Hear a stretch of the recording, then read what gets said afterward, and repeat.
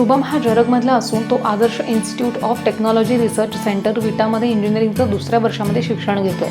त्याची परिस्थिती ही अत्यंत गरिबीची आहे आणि हलाखीची आहे. त्याला शिक्षण घ्यायची खूप इच्छा आहे, पण आर्थिक परिस्थिती अत्यंत हलाखीची असून आई मोलमजुरी करून शिक्षणासाठी सहकार्य करते. तर त्याला एक बहीण असून ती सुद्धा शिक्षण घेते. नुकतंच त्याच्या वडिलांचं व्यसनाधीनतेमुळे निधन झालंय. त्याच्या कुटुंबाची सगळी जबाबदारी आईवरती आहे आणि त्यांना घर चालवण्यासाठी दुसरं कुठलंही उत्पन्नही नाही आहे. ह्याची माहिती प्रवीण जरग यांनी अहिल्यादेवी सामाजिक व शैक्षणिक विकास ट्रस्टचे अध्यक्ष प्रवीण काकडे यांना दिली. आणि ही ट्रस्ट नेहमीच गोरगरीब विद्यार्थ्यांना शैक्षणिक प्रवाहामध्ये आणण्यासाठी आर्थिक सहकार्य करत असते. आत्तापर्यंत हजारो विद्यार्थ्यांना आर्थिक मदत आणि वैद्यकीय मदत केली आहे. त्याचप्रमाणे सामाजिक बांधिलकी जपत शुभम जरग यांना अहिल्यादेवी सामाजिक व शैक्षणिक विकास ट्रस्टच्या वतीनं शैक्षणिक प्रवाहात आणण्यासाठी 5,000 रुपये धनादेश दिला.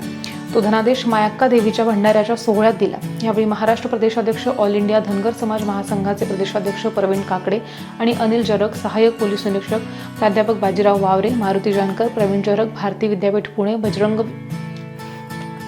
जरग, भीमराव जरग, सत्यवान जरग, चैतन्य काकडे इत्यादी उपस्थित होते.